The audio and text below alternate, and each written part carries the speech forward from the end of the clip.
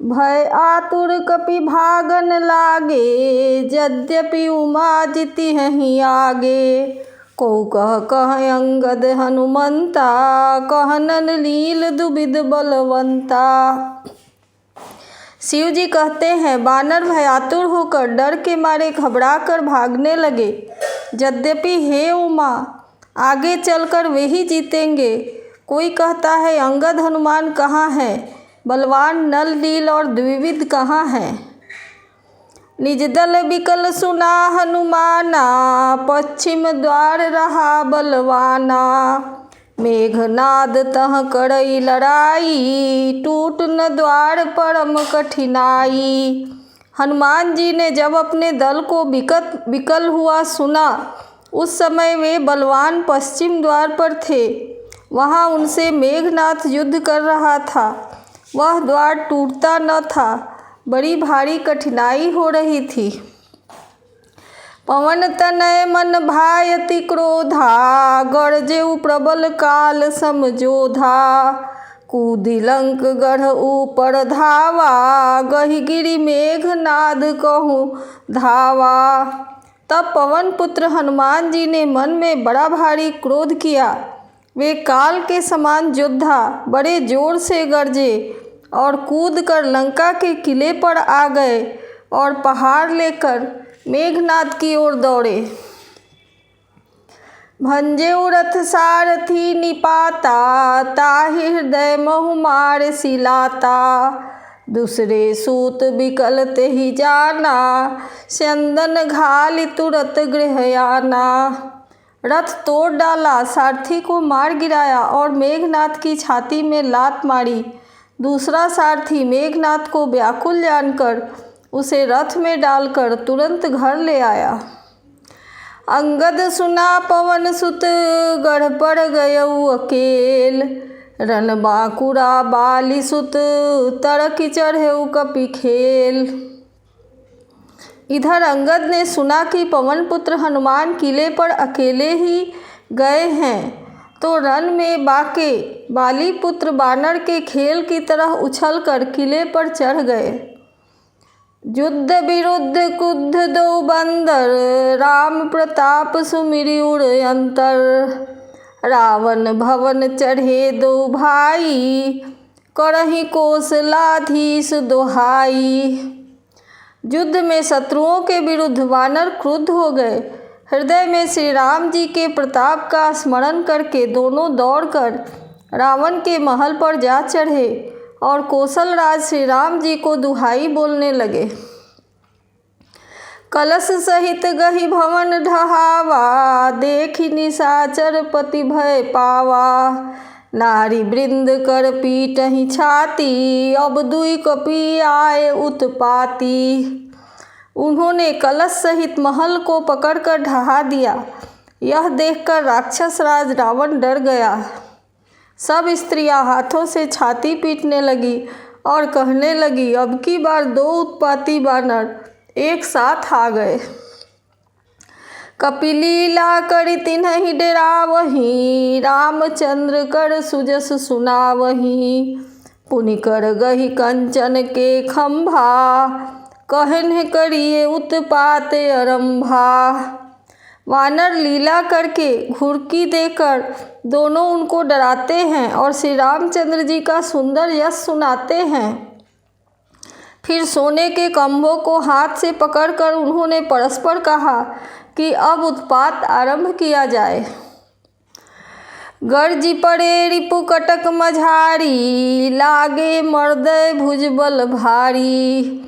काहू ही लात चपेटन केहू, भजहुन राम सो फल देहू। वे गरज कर शत्रु की सेना के बीच में कूद पड़े और अपने भारी भुजबल से उनका मर्दन करने लगे। किसी की लात से और किसी की थप्पड़ से खबर लेते हैं और कहते हैं कि तुम श्री राम जी को नहीं भजते, उसका यही फल लो। एक एक सो मर्दहि, तोड़ि चलावहि मुंड। रावण आगे पड़हि ते, जनु फूटहि दधि कुंड। एक को दूसरे से रगड़ कर मसल डालते हैं और सिरों को तोड़कर फेंकते हैं। वे सिर जाकर रावण के सामने गिरते हैं और ऐसे फूटते हैं मानो दही के कुंडे फूट रहे हों। महामुखिया जे पावहीं, ते पद गही प्रभु पास चलावहीं। कहई विभीषण तिन्हके नामा, देहि राम तिन्हु निज धामा। जिन बड़े बड़े प्रधान सेनापतियों को पकड़ पाते हैं, उनके पैर पकड़कर उन्हें प्रभु के पास फेंक देते हैं। विभीषण जी उनके नाम बताते हैं और श्री राम जी उन्हें अपना परम पद दे देते हैं। खलमनुजाद द्विजामिष भोगी, पावहि गति जो जाचत जोगी। उमा राम मृदु चित करुणाकर, बयर भाव सुमिरत मोहिनी सिचर। ब्राह्मणों का मांस खाने वाले वे नरभोजी दुष्ट राक्षस भी वह परम गति पाते हैं जिसकी जोगी भी याचना किया करते हैं, परंतु सहज में नहीं पाते। शिव जी कहते हैं, हे उमा, श्री राम जी बड़े ही कोमल हृदय और करुणा की खान हैं। वे सोचते हैं कि राक्षस मुझसे बैर भाव से ही सही स्मरण तो करते ही हैं। देहि परम गति सो जिय जानी, अस कृपाल को कहु भवानी। अस प्रभु सुनि न भजहि भ्रम त्यागी, नरमति मंद ते परम अभागी। ऐसा हृदय में जानकर वे उन्हें मोक्ष देते हैं।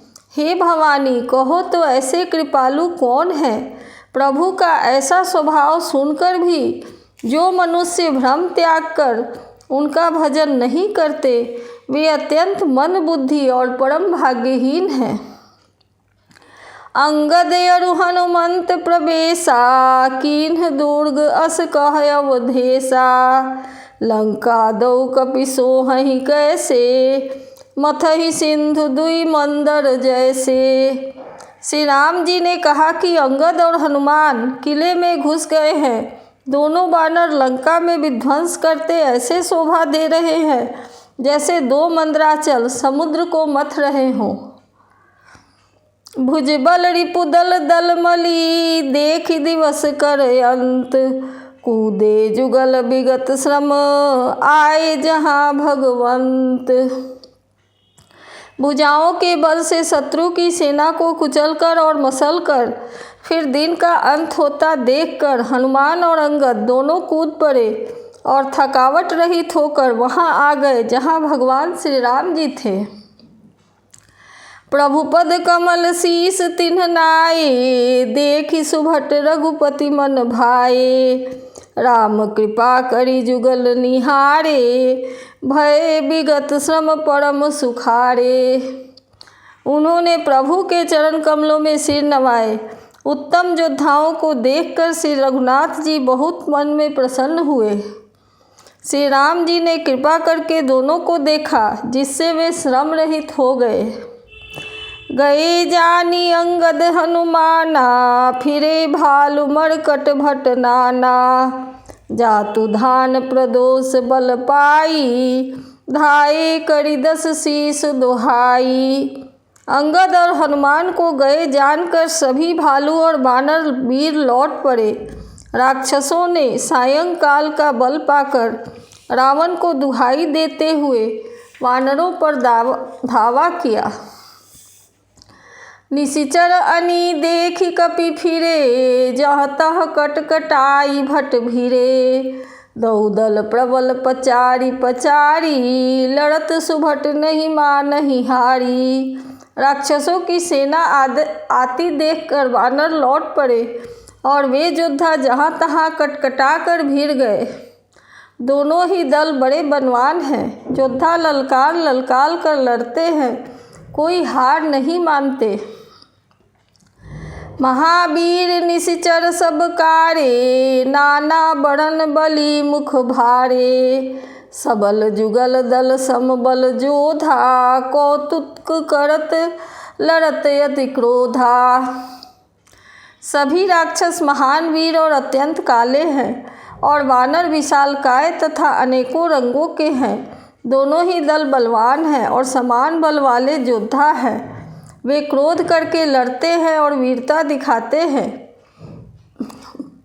प्राबिट शरद पयोद घनेरे, लड़त मनहु मारुत के प्रेरे।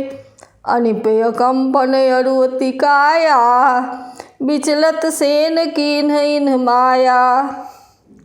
वानर और राक्षस युद्ध करते हुए ऐसे जान पड़ते हैं मानो क्रमशः वर्षा और शरद ऋतु के बहुत से बादल पवन से प्रेरित होकर लड़ रहे हों। अकंपन और अतिकाय इन सेनापतियों ने अपनी सेना को विचलित होते देखकर माया की। भयउ निमिष मह अति अंधियारा, वृष्टि होई रुधिरोपल छारा। पल भर में अत्यंत अंधकार हो गया, खून पत्थर और राख की वर्षा होने लगी। देखी निबिड़ तम दसहु दिशि, कपिदल भयउ खभार। एक ही एक न देखई, जहतह करही पुकार। दसों दिशाओं में अत्यंत घना अंधकार देखकर वानरों की सेना में खलबली पड़ गई। एक को एक दूसरा देख नहीं सकता और सब जहाँ तहाँ पुकार कर रहे हैं। सकल मरम रघुनायक जाना, लिए बोली अंगद हनुमाना। समाचार सब कही समुझाए, सुनत कोपी कपि कुंजर धाये। श्री रघुनाथ जी सब रहस्य जान गए। उन्होंने अंगद और हनुमान को बुला लिया और सब समाचार कहकर समझाया। सुनते ही वे दोनों कपि श्रेष्ठ क्रोध करके दौड़े। पुनि कृपाल हंसी चाप चढ़ावा, पावक सायक सपदि चलावा।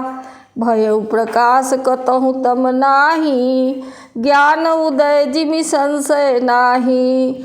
फिर कृपालु श्री राम जी ने हंसकर धनुष चढ़ाया और तुरंत ही अग्निबाण चलाया, जिससे प्रकाश हो गया, कहीं अंधेरा नहीं रह गया। जैसे ज्ञान के उदय होने पर सब प्रकार के संदेह दूर हो जाते हैं।